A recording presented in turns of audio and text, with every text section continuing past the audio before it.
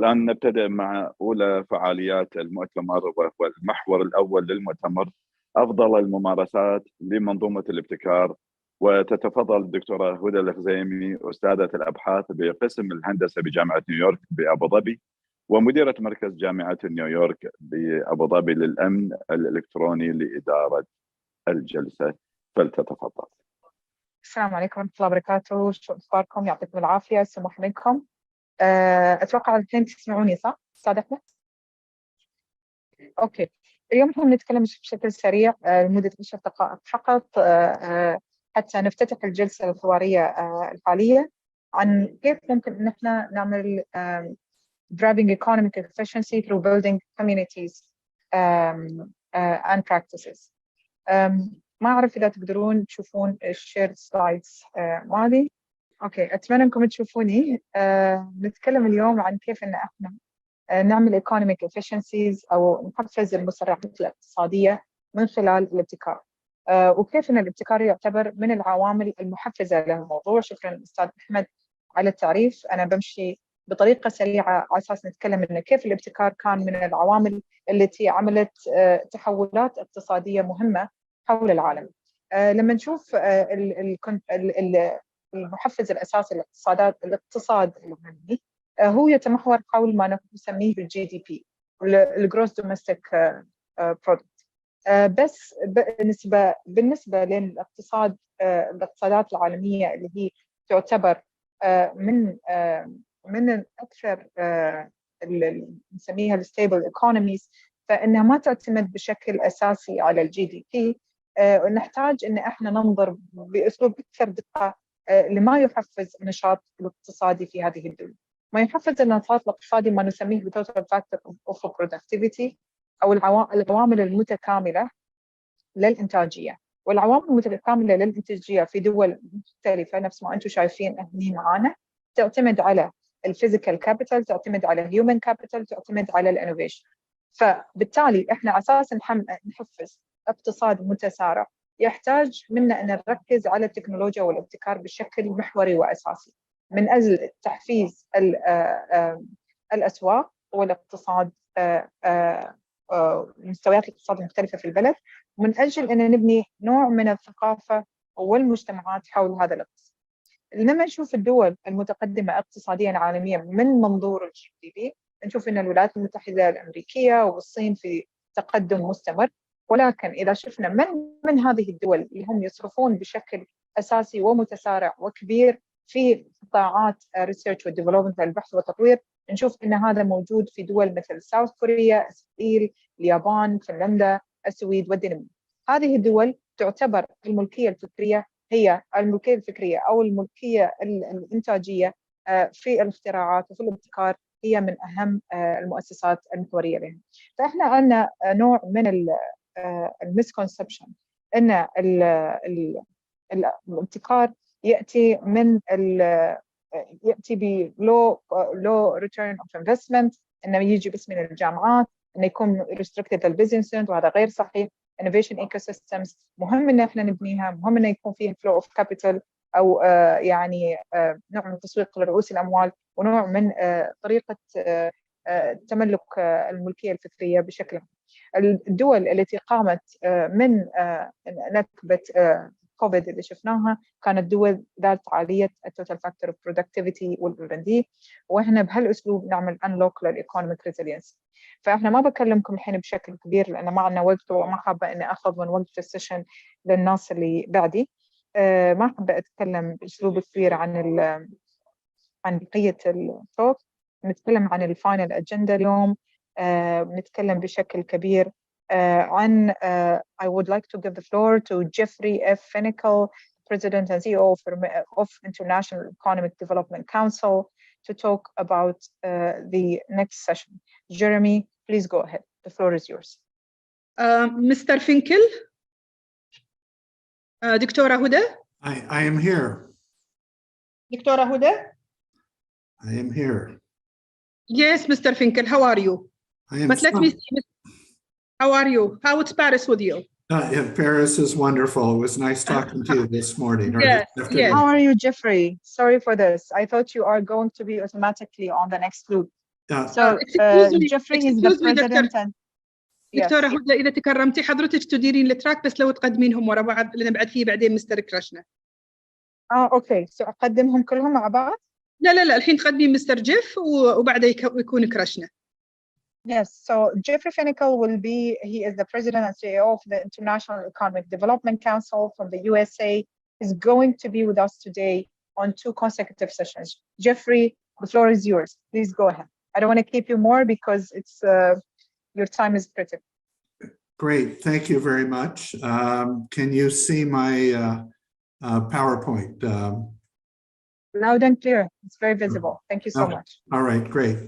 So I'm pleased to be with you all again today. I believe this is the 3rd conference that I've participated in, and I've enjoyed each of them. The first thing I do want to point out is I am no longer the president and CEO of the International Economic Development Council. I was in that role for 36 years and stepped down in February. But I am currently, as was just noted, living in Paris, and I am a consultant for the Organization of Economic Cooperation and Development, otherwise known as the OECD. What I am going to talk about, and I loved the presentation before me because they were full of facts, they were full of statistics, and one could understand exactly what was going on in R&D spending, and that was very impressive. I'm going to talk about what's going on in the implementation of innovation, or what's going on in our local economies to the best that we can discern. And I'm going to talk about 2 issues during this presentation. The first one is the basic tenets of economic development and the challenges for economic development. And when I say economic development, I'm basically talking about what are those things that we achieve at a subnational level, and the issues that we are faced with in terms of implementing job growth, income growth, and capital investment, oftentimes done through government programs or public-private partnerships. And that would be, our definition of economic development is the creation, retention, expansion of jobs, development of local tax base, and the enhancement of wealth. So our basic tenets, one of the things that we are trying to achieve through economic development is creating a policy environment that allows us to achieve those economic goals that I was just talking about. You know, how do we improve the quality of life within a community? How do we create wealth? And when I say create wealth, I'm not necessarily saying how do rich people become richer, but rather how do we spread wealth among all of our citizens, even the poorest of the poor. They too have a goal of wealth in their lives.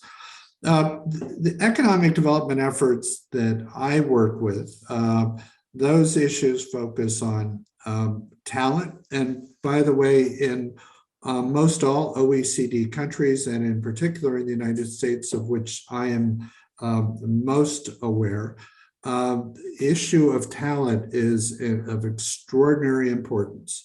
Where do we get the workforce of the future? Where is the workforce of the present? The United States in specific is almost at an all-time low in unemployment. If you're willing to walk into an employer and show up on a regular basis, you're almost guaranteed a job. And the question that many companies are asking themselves right now is, where do we find employees that will stay? Where do we find employees that will grow with us? And that is a real pressing issue, particularly in this rather hot economy. Now, that doesn't mean the economy doesn't have some faults right now. Clearly, inflation is creating issues, and employee turnover is creating issues, but employers are moving production very quickly, or they're moving sales very quickly, and they need employees to do that. Second, the issues of economic development include how do we increase investment so that we are in a competitive place? How do we increase our tax base? The U.S. has a different tax climate than many other countries in that local governments keep a fair amount of their taxes to pay for local services. A place like Great Britain, for instance, is more likely to collect taxes at the national level and distribute it to subnational governments. So local communities are trying to enhance their tax generation. In the previous presentation, you saw discussion of tourism and tourism trade. Many communities are trying to do that. And we're also trying to increase the quality of place. Place-based strategies, how do you keep employees, how do you keep citizens, and how do you have a tourism strategy that is based on revitalization? And then many communities are focused on their public-private partnerships. So why is sound economic development policy so important? Well, the first thing we've noticed is that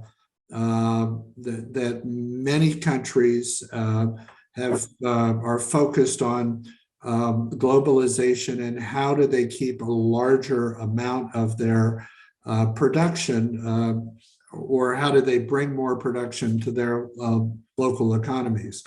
And we saw during the pandemic, not that we're completely out of the pandemic yet, but our supply chains were significantly attacked, not by any external forces, but frankly by the pandemic itself. Many products were not capable of being moved because of the issues of illness, the issues of lack of employees being able to show up at work and continue production. And that created some real supply chains. And what we learned from that was our supply chains were so elongated that we need to think about how to shorten them. And in some cases, that will lead to more protectionism. The second thing we know about our economic development policy is that we have had a lot of natural and man-made disasters, and they're disrupting local economies. And we need to figure out how to prevent some of these disasters. That doesn't mean we're going to be able to stop a hurricane, but we can stop a hurricane from doing as much damage as they've done by thinking about infrastructure resiliency. How do we keep our electric lines up? How do we keep our telecommunications system working? How do we build better seawalls so those seawalls aren't breached and causing massive damage? And then we have man-made disasters. What's going on in Ukraine right now is the rebuilding efforts that is going to take billions of dollars and years of work to deal with the disaster in Ukraine. And then we have the issues of social exclusion, or people at the bottom of the ladder, and how do we work in economic development to solve some of those issues. We have found, and I'm going to focus on the states again, that our changing demographics and our lack of higher wage jobs has increased disparities in the U.S. The skills gap that is making it harder for people to advance. I'm old enough to remember that you used to be able to walk out of drop out of high school, walk out of high school and go get a middle-class job and live very happily. That is not the case anymore. You need advanced skills in order to be successful in our economy of today and the economy of the future. Now, my last point is that economic blight, which is pervasive in many countries, it does discourage investment. So we need to focus on place-based strategies as well. So in the 21st century, we've also are analyzing what does it take for companies to make locational decisions, and they're looking for places where they're going to get their highest return on investment. And so many communities are trying to figure out how do they improve their economic performance, how do you quantify that economic performance, and how do you retain quality jobs? Do you bring the cost of business down? Do you subsidize businesses, which we've seen some states and some countries do in order to make that effective? It is a difficult question that many countries, subnational governments are dealing with. So what are the challenges to economic development today? Well, the unemployment rate, which is what I talked about further. How do you help companies deal with their return on investment? How does a company show up in a community where the economy is already booming and they have to hire employees at the highest wages they've ever considered in the past? Those are some of the challenges that economic development organizations are dealing with. Now, I talked about incentives a couple of minutes ago. Some communities, some states, some governments are trying to figure out how do you bring down the cost of doing business in communities. Some places are figuring out how to train employees, taking that burden off of companies, taking that burden off of the public in terms of the public education system, so that they have a good cross-section of qualified people to help companies. So the last point that I'm going to make is, and then how do you sell the value of economic development internally, externally? We've discovered that economic development organizations have to sell and tell their story better, so that companies understand what they can get and how they will be served if they come to a particular place.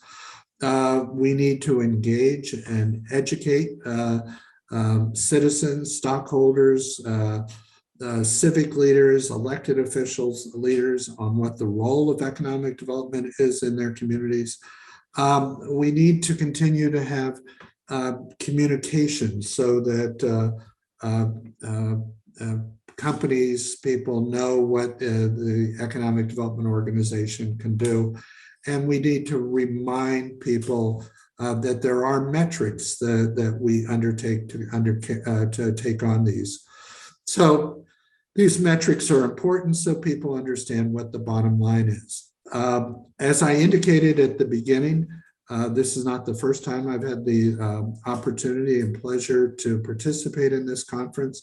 I want to thank you again for having me, and I hope the rest of the conference only gets better. Thank you very much. Thank you so much, Jeffrey. That was very valuable and insightful indeed. Do we have any question from the audience before we go to our next speaker?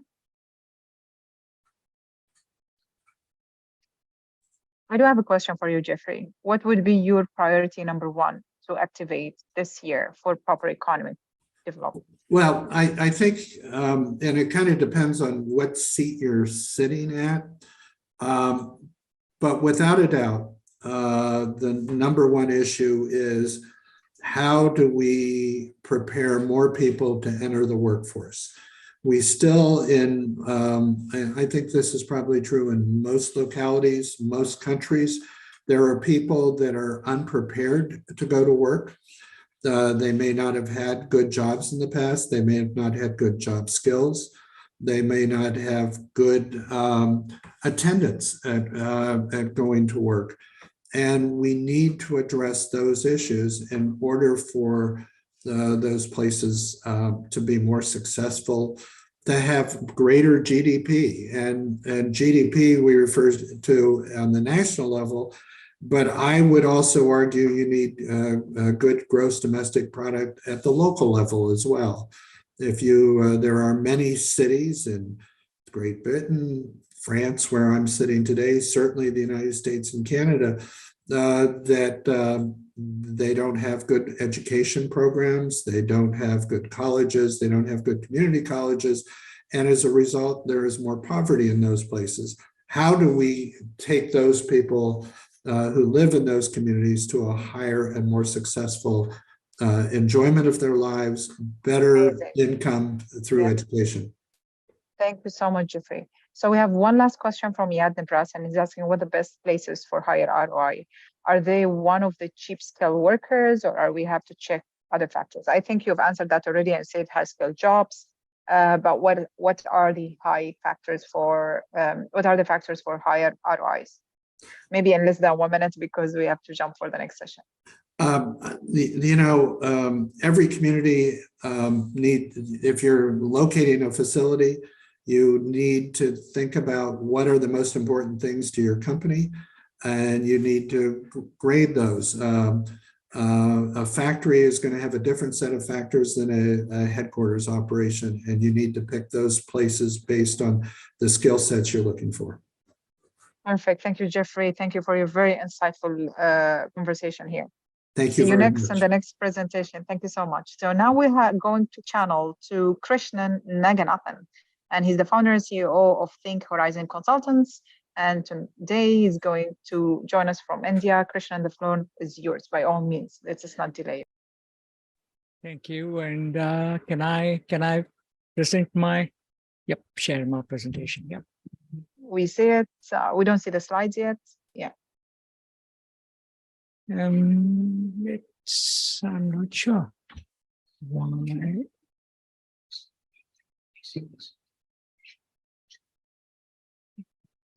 See your link then. I think people could connect. Yep, sure. Okay, now you we can see it now. Yep. Go ahead. Yeah. Thank you very much. Again, thanks very much for having me for the third year in running, and I'm really happy that you've chosen to have me here. I'm going to talk on a slightly different topic than what Jeffrey talked about. Jeffrey talked about some very important factors at the national level. As a practitioner, I thought I will share my experiences with how organizations are actually managing innovation. So what we have done is we have looked at innovation, and as you all know, innovation is something that is very result-oriented. It is not a process alone. It is a very result-oriented. It has process and it has outcomes. So innovation is about is about delivering value for clients. So that's the basis from which I want to start the talk, saying that let's look at innovation as something that is tangible, that's an outcome-based. Now, if we look at innovation, we've discovered that it actually goes through multiple phases. You start from having some vision about what you want to achieve, the vision for a future, something you think will create value for clients or the world. And then you ideate and generate ideas, you select them, you develop them, you validate them, you commercialize them, and you scale it up. All of these are very important steps of any innovation process. But having said that, with the innovation, you always have the big challenge. Innovation happens when you are working on, or you're developing something, you're developing a solution that is desired by customers. It's feasible to produce and ship it out to customers. And finally, it is viable. So innovation happens when you have desirability, feasibility, viability, all merging together. It's not just about feasibility. It's not just about viability. It's not just about desirability. You need all of them. So some of the solutions that you might be working on could be desirable, but might not be feasible or viable. Some of them could be feasible, but customers might not desire them. What we find with the way organizations and startups especially are focused on innovation is forget about this message. They focus on one or two aspects of it at the most. You're sacrificing desirability, you're sacrificing feasibility or viability. So you produce something, you actually raise money and work and spend energy on creating solutions that are just one of them. So even if you have a great innovation process, unless you make sure that your product is desirable, it's feasible or viable, you're not going to have a great innovation outcome. And that's why what we found was that it is not just sufficient to have a process, but also combine the process with very clear interventions at the right time. For example, you need to make sure that desirability is something that you consider very early in the process. You need to consider desirability when you're selecting an idea, not just selecting the solution, but selecting the idea. You need to make sure that desirability is the center of development process, and it's also part of your validation. The next one, when it comes to feasibility, you start looking at feasibility as soon as you selected an idea and take it through the and it is valid, and you validate feasibility throughout the process, including in commercialization. And finally, the viability is something that you consider when you start including in develop stage. Now you might say that, okay, these are all very good ones and it's ideal ones. But how do you do that? All of this is done by actually engaging with customers. You engage with customers during the select phase. You engage with customers during the develop phase. You engage with customers in the validate phase, and you engage with customers in the commercialize phase. You engage with customers in every stage of your development process, but what you engage with them has different purposes throughout the innovation process. So when you are looking to engage with customers at the first stage, at the stage of setting out your vision for innovation, you actually do that by engaging them in scenario planning and visioning. The customer's views are a very important part of your engagement process, even in the visioning.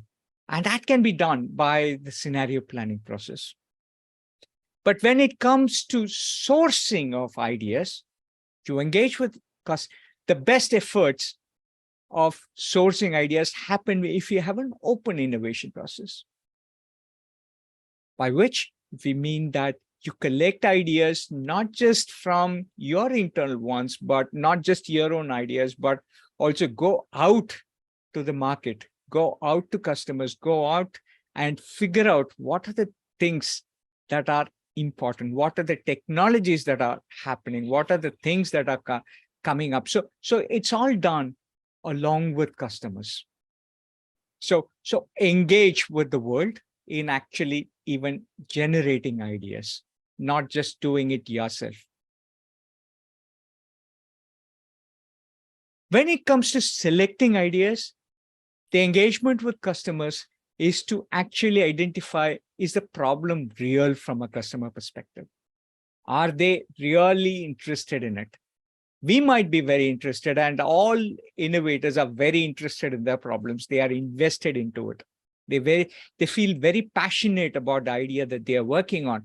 But is it something that is important enough for the customers? How do you do that? That you do by engaging with customers. And you can do it with multiple ways. You can look at creating customer value canvas. You can look at the customer personas, do the job to be, identify the job to be done, engage with customers for interviews, engage with customers on hypothesis testing, and actually decide what you need to do based on customer inputs, not your inputs. So most of the startups, when I engage with them, I ask them one question: how many customers have you met to validate your idea? And that's a very, very important one for any innovation to succeed. But when it comes to develop, and that's a stage when you start actually engaging with customers most. You start by testing low fidelity prototypes with customers. You don't need to actually produce a product to actually test with customers. You can do it with very, very low fidelity solutions. It can be brochures, it can be models, and anything like that. It's just something that you can get feedback from customers. You can test it with minimum viable products that don't fully work, but can be worked. There are a huge number of tools that we use that can be used in the develop stage without spending enormous amount of money, enormous amount of energy and time. You can actually validate if your problem can be solved and if the customer going to value it. So a lot of things can be done in the develop stage to actually engage with customers and do it. In fact, this is the stage where I recommend most people to spend time with customers and do it with what you could call as evaluative experiments. With customers, evaluate your solutions multiple times, do multiple pivoting. So do a lot of cycles throughout your develop process and do it along with your customers. That's very, very important part of developing any innovation. Before you come to the next phase is about validating your solution. A lot of innovators, by the time they come to it, the validation phase, they have actually developed the full product. And that's a mistake people are doing. You are not living yourself with enough time, with enough money and enough effort for actually including customer inputs into your design, into your development cycle. So the validate phase is actually done with prototypes, not with finished products. You do field testing with prototypes. You do manufacturing evaluation with prototypes. You do supply chain evaluations with prototypes. And very importantly, you do a business model evaluation with prototypes. By the time you come to business, the validate phase, you must have a very, very robust business model identified for your innovation. It is after validating that you actually develop a marketable product. It is not before validation. You don't develop the full product before you validate. You validate and then develop the final product. So till the best innovators actually succeed because they are doing a lot of prototyping, testing it with customers, making sure that it actually meets something that is very important for customers, making sure that the supply chain can work, making sure that the partners are in place, making sure that there's a business model that is going to work. Then they are sure that something can succeed. Until this stage, the cost, if you look at it, you would have spent minimum. It is only after the validation phase that you have significant cost of a project. So you can actually plan out your that's when you prepare your investment readiness case. That's when you go and raise money to develop and grow this further. The next phase is commercialize, where you are actually looking for validating the customer repeatability. How can you acquire customers consistently? Are customers willing to pay the real price? Are you able to industrialize? Is your ecosystem making money? Is the technology being stable? All of those questions come at the commercialized phase. At the commercialized phase, you're still not scaled up the business. You're only proving that this is a business that can be scaled up. This is a business that can make money. A lot of innovation business gets stuck here. They are unable to prove that they can make money. They are unable to prove that the ecosystem can make money. It's not sufficient that the company makes money. The ecosystem should make money for an innovation to succeed. Your partners need to make money. The supply chain needs to make money. Your customers need to make money with your innovation. Otherwise, your innovation is not going to succeed. So very, very important that you systematically evaluate that your network and everything makes money during the commercialization phase. And that brings to the final phase, which is scale up. This is where you do value chain building. You industrialize a product or service offering, build production lines, secure web infrastructure, building the ecosystem partners, and building the value chain for scale. This is the time where you make big marketing push, because by this time you have proven that you can make money. By this time you have proven that there is unit economics, and you're working on building a robust channel. You are industrializing the go-to-market strategy. This is all the time for building the growth model. How does growth happen? Can you build the right team? Ensure that you have the right team for sustaining growth and transition it into a business unit, not as an innovation anymore. How do you embed operations excellence into it? I keep one of the things that India's most successful entrepreneur, businessman, Mr. Mukesh Ambani keeps saying is that no operation is viable unless you embed operations excellence into it. That it's extremely efficient. That's extremely reliable. So these are some of the things that you do to actually make sure that innovation is streamlined. So we have actually developed a tool called the 9 stages of innovation and it's a free tool for people to assess their project. So they can actually go and look at, are you doing all of this effectively? Is there something that we can learn? Is there some important steps that we are missing out? What are the things that we should be doing? So this is a free tool that we have released for any innovator to use. So please feel free to use it. It's www.9stagesofinnovation.com. We chose to put our knowledge out in the market, and anybody is free to build on this one. So I'm happy to take questions at the end of it. These are some of the things that I thought that I will share because I believe that success with innovation comes not just by building products, but by making sure that your customers are part of your success. Thank you, Krishnan. Great timing indeed. And bringing customers to be part of the co-designing journey is very important. Any questions for Krishnan before we conclude the session?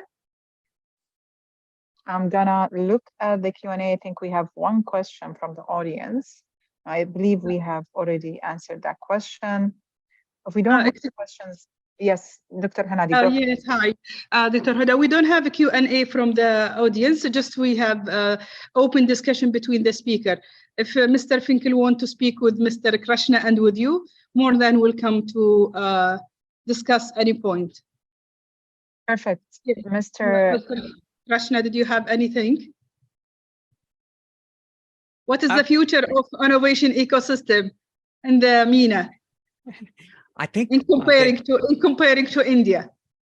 I think it is MENA is doing a fantastic job with innovation. I must say that. the government has to play a huge role in enabling innovation. And that is where the Middle East is doing a wonderful job. Right? The government is playing the role of building the ecosystem. And so I have been involved with in some role with the Saudi Arabian government, and I can tell you that they are doing a fantastic job at building innovation. And similarly, in the Middle East, all the nations are doing a fantastic job of building the ecosystem and playing the enabler role. I can tell you from the Indian experience, a small government initiative called the UPI, the Unified Process for Interface for Financial Transactions, created such a huge impact on financial transactions and allowed people to innovate like crazy. So we probably have the best payment system in the world today, at the lowest cost payment system. The amount of business innovation that has happened because of that is tremendous. And that happens only because the government plays an important role in innovation, in creating the ecosystem. So I would say that the biggest role has to be from the government in creating the ecosystem, in allowing people to actually innovate. I would think that if governments can do that for green solutions, to meet energy transactions, because some of the investments there are huge, and that's not going to come from individuals. And when you create those technology, you must be open source for everyone to exploit. That's when massive amount of innovations will happen. So I think those are some of the priorities for governments, to create the ecosystem and allow people to innovate around some core things that the government provides for people. Great. In fact, all the government, specifically in GCC, as well as the other countries, is playing a vital role in supporting innovation and entrepreneurial ecosystem, based on launching plenty of initiative, launching many funds, and also opening different type of a program, establishing universities, establishing innovation and entrepreneurs and accelerators programs, incubators program. There are plenty of, you see the booming. You're right. You're right, Dr. Of establishment, as well as specifically, if we are put in between quotation mark, the UAE, they having their own plan about AI for 2050 and for 2070 in Oman, in Saudi Arabia in 2035. All those initiative, all those plans is just taking their country from one destination to another destinations, based on the innovation, based on digital economy, using we call it a smart program. The innovation and other program, we call it is a smart program. Then they leveraging the countries from one step to the other step. Now, no more for the tradition economy. The most important now, all the people working to transformation to digital economy. Digital economy mean the main pillars in the digital economy is the innovation. Absolutely. Yes. Absolutely. Dr. Hanadi, اسمحي لي, I will have to drop right now. So I'll just put my last points of additions here. Thank you so much for this. I think, as we have said earlier, Jeffrey and Krishnan and Dr. Hanadi, to have an innovation ecosystem, you need to enable innovation investments and flow of capital. You need to innovate in an ecosystem-wide capacity, not just in one initiative or two initiative on acceleration platform. We need to have the funds of funds model, and we need to make sure that we have the systems of ownership aligned, so we can ultimately receive the final investments that comes out of this innovation model. Thank you so much for your time, and I will have to drop right now. We'll see you in the next iterations. And before I'm dropping, I think, is it safe, Dr. Hanadi, to just transition to the next session? Yes, please go ahead and give the mic to Krishna. He will chairing the sessions. Perfect. So the next session is about the hero journey for investors and entrepreneurs. Krishnan, the floor is yours. Please go ahead. Thank you very much. Thank you very much, Dr. Huda,